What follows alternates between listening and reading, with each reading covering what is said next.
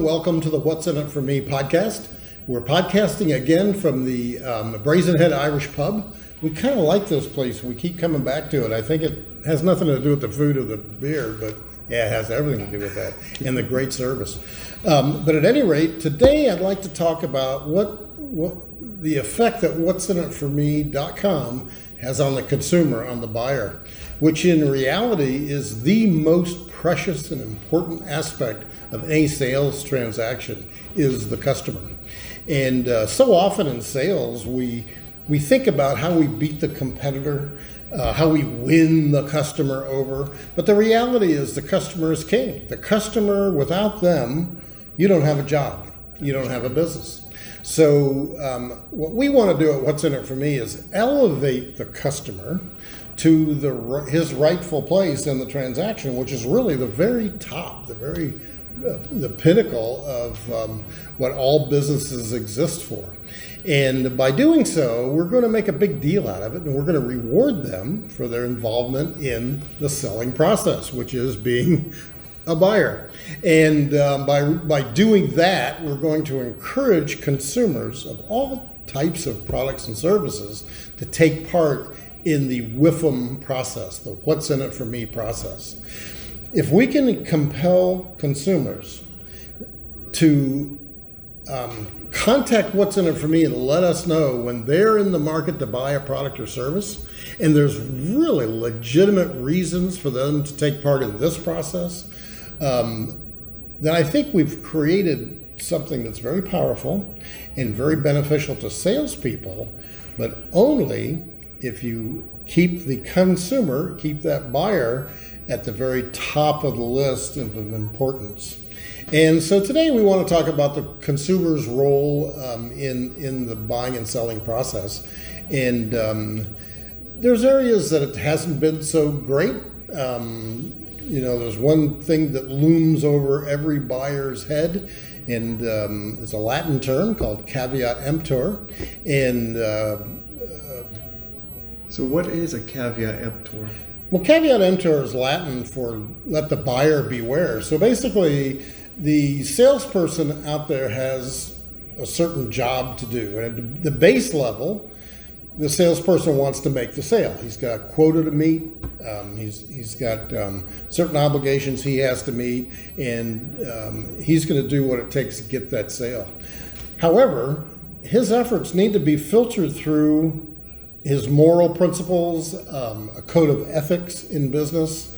But at the end of the day, he believes that he has this caveat emptor on his side, so that the customer is ultimately the one responsible to make that purchase. They're the only ones who can say yes.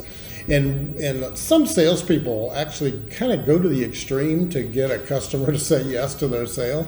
And it's not necessarily the most ethical or moral way to go about it. So caveat emptor is kind of it lets the salesman off the hook. Well, it's their responsibility to make a good buying decision. And it is their responsibility for that. But a really good salesman in an organization that a salesman represents, the ones that understand that it's our job to help the consumer make the best decision for them. And when salespeople do that, the relationship works great. We don't have to worry about caveat emptor. We don't, because in our estimation, our job is always to help that consumer make the best possible decision. And I think I mentioned in a podcast before that it's not always to our advantage to sell everyone that we're in front of, that sometimes the mix isn't right, where that customer's not right for you, or you're not exactly right for that customer. And we should be smart enough and big enough to know that and admit that and share that with the customer. For example, Mr. Jones, I don't think we're the best fit for what you're trying to accomplish. However, let me put you in touch with some folks who are more in line with what you'd like to do with your business or in your home. And that's really the kind of relationship that we want. So even though caveat emptor really does exist, the customer ultimately is responsible to make their own decisions. It's really up to us as the professionals. We know our product, we know our service, we know our industry. They may be buying this for the first time. It's kind of up to us to do the right thing and make sure that customer gets the right decision. Thinking about that, what we want to do at What's In It For Me is always try to elevate the consumer, elevate that buyer to a level of really strong importance to all of us, and then to provide incentives and compelling reasons for them to let us know when they're in the market for specific products and services. So we want to start a relationship with consumers. I'll tell you a little story about What's In It For Me. When I first started thinking about how do I get people to let me know when they're in the market for my product, and at that time I was selling telephone systems for business. How do I get them to do that? So the development of the What's In It For Me process was started strictly from the salesman's point of view. And if I could get people to let me know when they're looking for a telephone system, that would be pretty awesome. Yes. And I really put together, I think, a really good process that works, but it didn't come to life. It didn't start to really have a lot of meaning until I stopped thinking about me and started thinking about the consumer. What does the consumer want? What are they going to get out of our process? So when I started concentrating on that, it all came together just beautifully. So our process is, it's not complicated, but there's a lot of steps to it. And they work seamlessly, they work beautifully, and we literally identify people who are in the market for a product or service. We recognize they're the most important person in the world when it comes to sales, which is that consumer with the authority to say yes. So we put a lot of effort into making it a pleasant experience for consumers to let us know that they are the decision maker, they're ready to buy. Here's why I want to make the decision to buy. And we also will help them understand that competition is a good thing for them. Mm-hmm. Competition always raises quality. I'm not going to say always lowers price, but always gets you the best price. Yes. Price is one of those things where the lowest price isn't always the best.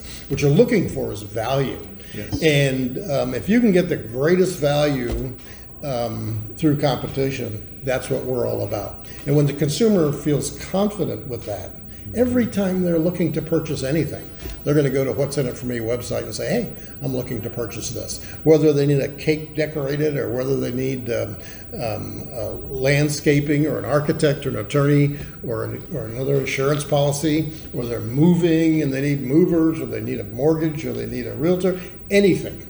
They can come to What's In It For Me and register with us. Cost them absolutely nothing. As a matter of fact, buyers never pay anything. They only are paid by us after they make a purchase from one of our members. So we've created this dynamic that you're kind of a little nuts if you know about What's In It For Me and you don't use this when you're looking to buy a product. You're going to buy the product.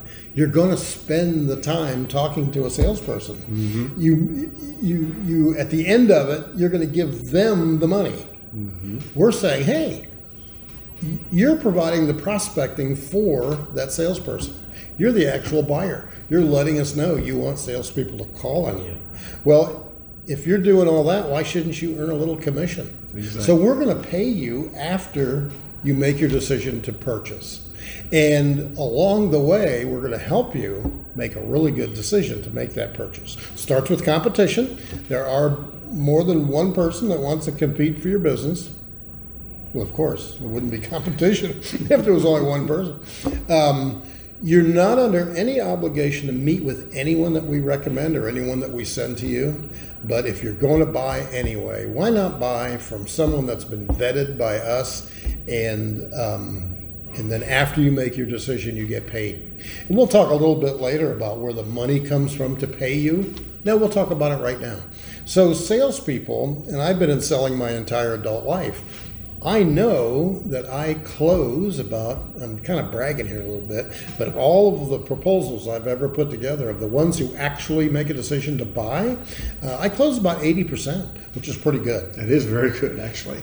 So when I'm introduced to someone who is a validated buyer, a decision maker to buy my product, and they've said what the time frame is to purchase, they've told me a little bit about why they're looking for that telephone system or that architect or that attorney or that insurance agent. They give us a scope of work and an idea of what they're looking for. I know that with an 80% close rate, when I'm talking to a decision maker, that it's worth something to me to be introduced to that person. Because if I'm only calling on people that are actually in the market for my product, I don't have to call on people that aren't in the market for my product. Cold calling.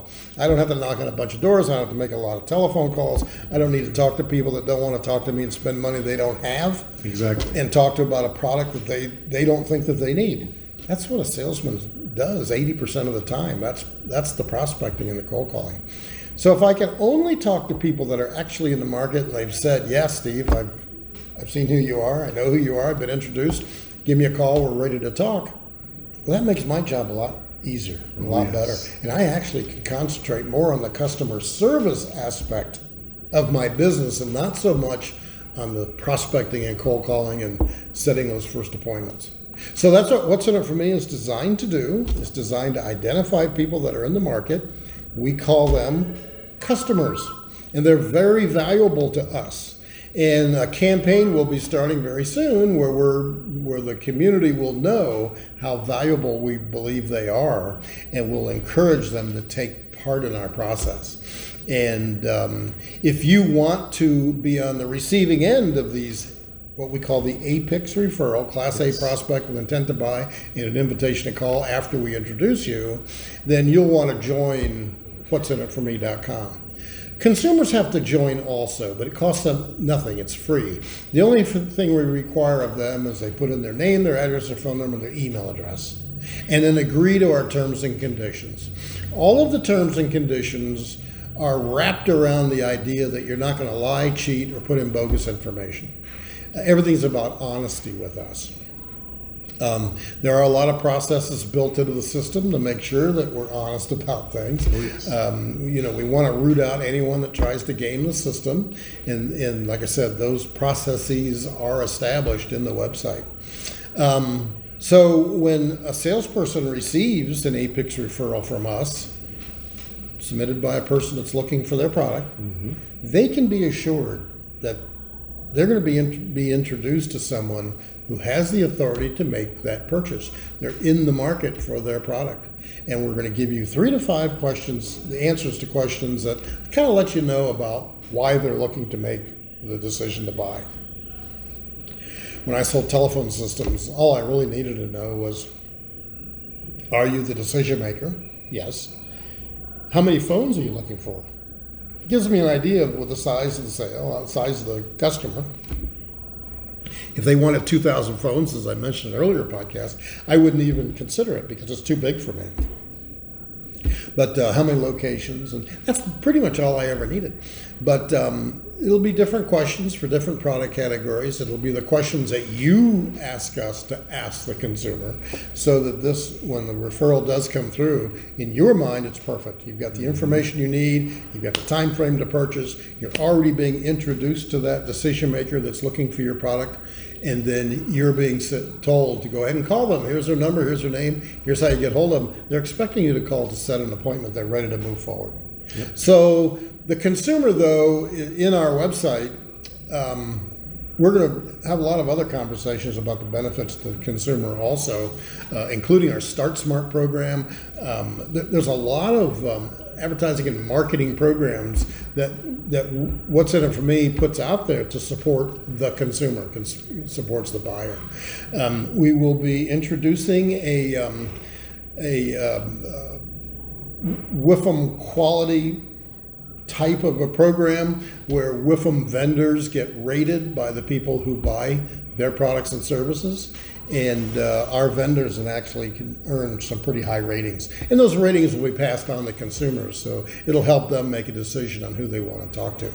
So at the end of the day, what we're all about is favoring the consumer. We want the consumer to get the best possible experience there is We want them to identify when they're in the market for a product or service and let us know. We want to help bring the competition to them and make the introductions. But we also want the consumer to understand that they're in charge and they pay nothing. They are under no obligation to speak with any of our members, but if they do, and if they buy, we're going to pay them. So as I mentioned earlier, that I would pay for that introduction because I know I'm closing 80%. So if I'm going to be in front of someone that's going to buy, I get a pretty good shot at getting that business. Very true. And I like that. I mean, I was good at it because I understood my limitations, I understood my strengths and weaknesses. Also learned a little bit about my competition.